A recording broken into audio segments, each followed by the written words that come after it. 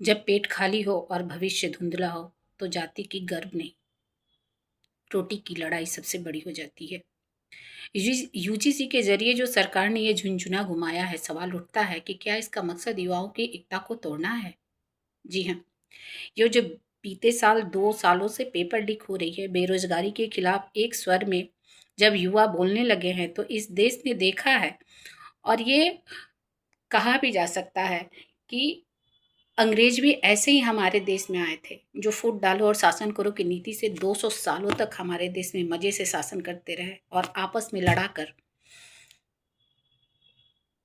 इन्होंने मजे में शासन किया। ये जातिगत नीति जो होती है ना, ये कभी कामयाब नहीं हो सकती।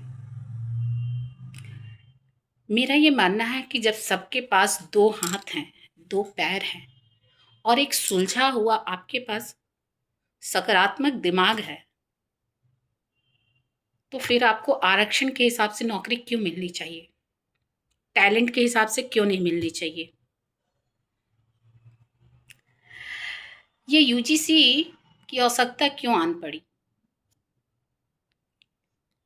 कह सकते हैं ना कि जब हमारे देश के युवा एकजुट होकर एक स्वर में सरकार पे दबाव बना रहे थे, अपने बेरोजगारी के खिलाफ आवाज उठा रहे थे, तो सरकार ने सोचा कि कुछ ऐसा क्यों ना कर दे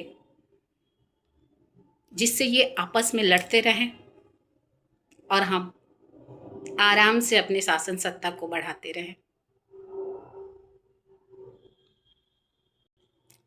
आज यूजीसी का इस्तेमाल उन संस्थानों में जो हमारे शिक्षा के केंद्र हैं, वहां क्या हुआ है, राजनीति का अखाड़ा बन गया है।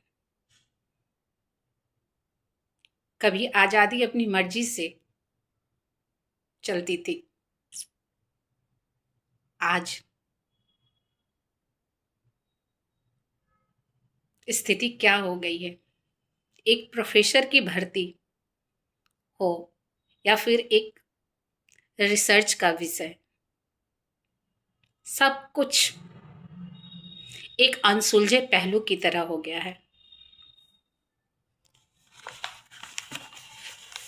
लेकिन आज इसे जातिगत भेदभाव में बांटकर इसे विचारधारा की एक फैक्ट्री बना दी गई है।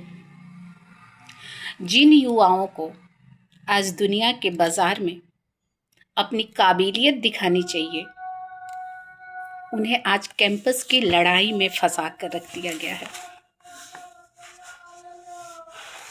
तो आप बताइए कि रोटी जरूरी है या जाति जरूरी है? हर जाति की, हर एक युवा के हक बनता है कि वो भी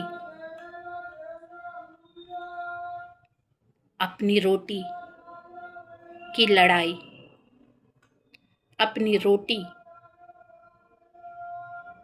कमाने का हक उसे मिले, ना कि जाति का प्रमाण पत्र दिखाने का। धन्यवाद।